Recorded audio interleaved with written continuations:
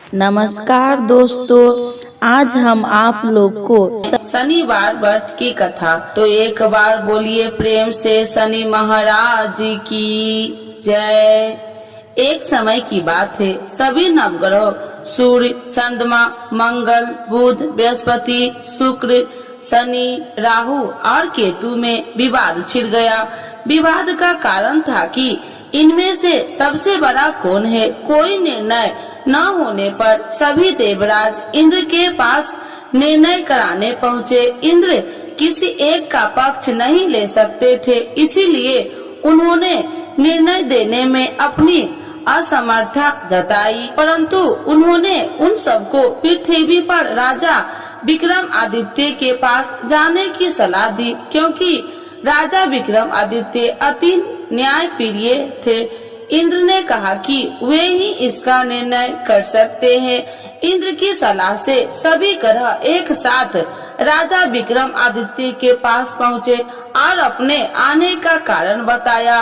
राजा इस समस्याओं से अति चिंतित हो उठे, क्योंकि वे जानते थे कि अगर उन्होंने किसी एक को बड़ा बताया तो बाकी ग्रह कुपित हो उठेंगे। तब राजा को एक उपाय सूझा। उन्होंने सुवर्ण, रजत, कांस्य, पीपल, सीसा, रंगा, जाष्टा, अभर्ग और लोहे से 9 सिंहासन बनवाए और उन्हें इसी क्रम से रख दिया। राजा विक्रमादित्य ने उस सब से निवेदन किया कि आप सभी अपने सिंहासन पर स्थान ग्रहण करें। जो भी अंतिम सिंहासन पर बैठेगा वही सबसे छोटा होगा। लोहे सिंहासन सबसे अंत में था, इस अनुसार लोहे सिंहासन पर बैठने वाला सबसे छोटा होगा। शनि देव सबसे अंत में लोहे सिंहासन पर बैठे, तो इसीलिए वही सबसे छोटे कहलाए। शनि देव को लगा कि राजा ने यह जानबूझकर किया है, इसीलिए उन्होंने कुपित होकर राजा से कहा, राजा तू मुझे नहीं जानता। सूर्य एक राशि में 1 महीना, चंद्रमा 2.25 महीना, 2 दिन, मंगल 1.5 महीना, बृहस्पति 13 महीना, वह बुध और शुक्र 1 महीने विचरण करते हैं, परंतु मैं 2.5 से 7.5 साल तक रहता हूँ। शनि देव क्रोधित होकर कहने लगे कि श्री राम की 7.5 आने पर उन्हें वनवास हो गया। रावण 7.5 आने पर वह वानरों की सेना से परास्त हो गया। अब तुम सावधान रहना। ऐसा कहकर शनि देव वहाँ से चले गए। इसके बाद अन्य देवताओं ने भी वहाँ से प्रस्थान कर लिया। कुछ समय बाद राजा की 7.5 आई। तब शनि देव घोड़े के सौदागर बनकर वहाँ आए। किसी ने राजा को सूचना दी कि कोई घोड़े का सौदागर आया है तथा उसके पास जो घोड़ा है वह बहुत बढ़िया है। राजा ने यह समाचार सुनकर अपने अश्वपाल को उस सौदागर से घोड़े खरीदने का आदेश दिया। अश्वपाल ने कई अच्छे घोड़े खरीदे। वह एक सर्वोत्तम घोड़े को राजा को सवारी हेतु दिया।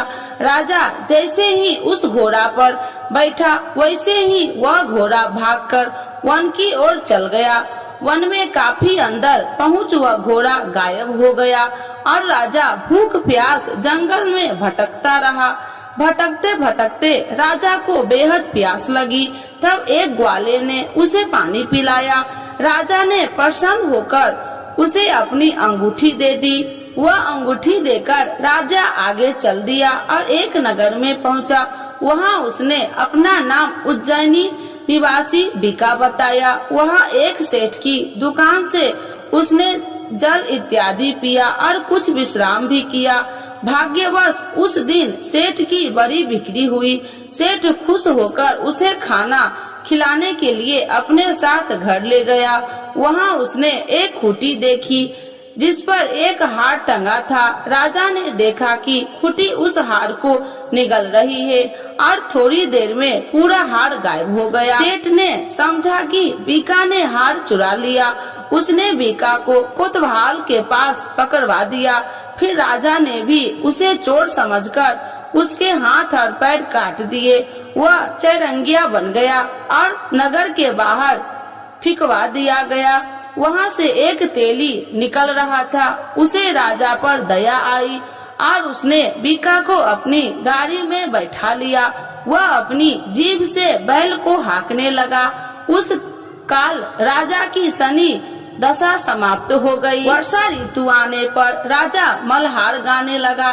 तब वह जिस नगर में था वहाँ की राजकुमारी मन भावनी को वह इतना भाया कि उसने मन ही मन प्रण कर लिया कि वह उस राग गाने वाले से ही विवाह करेगी। उसने दासी को राग गाने वाले को ढूंढने के लिए भेजी। दासी ने बताया कि वह एक चौरंगिया है, परंतु राजकुमारी न मानी।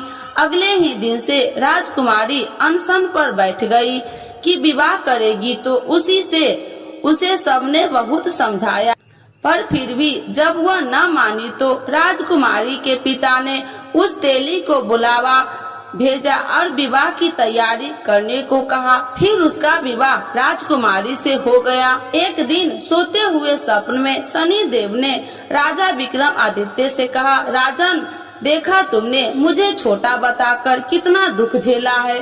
तब राजा ने उनसे क्षमा मांगी और प्रार्थना की, हे शनिदेव, जैसा दुख मुझे दिया है किसी और को न देना। शनिदेव मान गए कि और कहा, जो मेरी कथा व व्रत करेगा उसे कोई दुख न होगा, तथा जो नित्य मेरा ध्यान करेगा और चीटिया का आटा डालेगा उसके सारे मनोरथ पूर्ण होंगे। साथ ही शनिदेव ने राजा को उसके हाथ पैर की वापसी दे दिए। प्रातः आँख खुलने पर राजकुमारी ने जब राजा को देखा तो आश्चर्यचकित रह गई। बीका ने उसे बताया कि वह उज्जैनी का राजा विक्रम आदित्य है। सभी अत्यंत प्रसन्न हुए। सेठ ने जब यह सुना वह पैर पर गिरकर क्षमा मांगने लगा। राजा ने कहा कि वह तो शनि देव का कोप था, इसमें किसी का कोई दोष नहीं। सेठ ने फिर भी निवेदन किया कि मुझे शांति तब ही मिलेगी जब आप मेरे घर चलकर भोजन करेंगे। सेठ ने अपने घर कई प्रकार के व्यंजन से राजा का सत्कार किया। साथ ही सबने देखा कि जो खूंटी हार निकल गई थी वही उसे उगल रही थी। सेठ ने अनेक मनोहर देख राजा का धन्यवाद किया और अपनी कन्या श्री कन्वरी से शादी करने का निवेदन किया। राजा ने सहर्ष स्वीकार कर लिया। कुछ समय पश्चात राजा अपनी दोनों रानियां मन भावनी और श्री कन्वरी को उज्जैनी नगरी के लिए निकल पड़े। वहां नगर वासियों ने सीमा पर ही उनका स्वागत किया। सारे नगर में दीपमाला हुई, सबने खुशी मनाई। राजा ने घोषणा किया कि मैंने शनि देव को सबसे छोटा बताया था, जबकि असल में वही सर्वोपरि है। तब से सारे राज्य में शनि देव की पूजा और कथा नियमित रूप से होने लगी। सारी प्रजा ने बहुत समय खुशी और आनंद के साथ बिताया। जो कोई शनि देव की इस कथा को सुनता है या पढ़ता है उसके सारे दुख दूर हो जाता है। तो एक बार बोलिए प्रेम से शनि महाराज की जय। आरती श्री शनि देव की जय। जय श्री शनि देव भक्तन हितकारी, सूरज के पुत्र प्रभु छाया महतारी।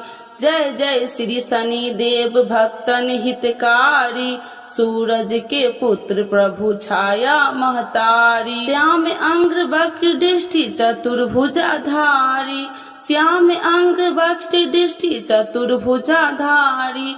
नीलांबर धार नाथ गज की असवारी, नीलांबर धार नाथ गज की असवारी। जय जय श्री शनि देव भक्तन हितकारी, सूरज के पुत्र प्रभु छाया महतारी। क्रीट मुकुट शीस सहज दीपत है लीलारी, क्रीट मुकुट शीस सहज दीपत है लीलारी। मुक्तन की माल गले शोभित बलिहारी, मुक्तन की माल गले शोभित बलिहारी।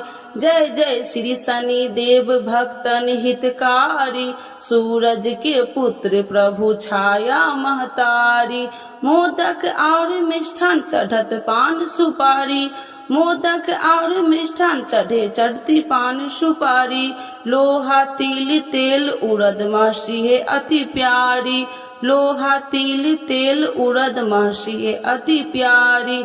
जय जय श्री शनि देव भक्तन हितकारी, सूरज के पुत्र प्रभु छाया महतारी। देव धनुज ऋषि मुनि सुमरत नर नारी, देव धनुज ऋषि मुनि सुमरत नर नारी।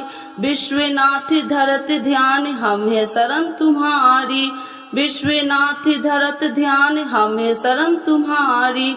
जय जय श्री शनि देव भक्तन हितकारी, सूरज के पुत्र प्रभु छाया महतारी। एक बार बोलिए प्रेम से शनि देवता की जय, छाया माता की जय, सूर्य भगवान की जय।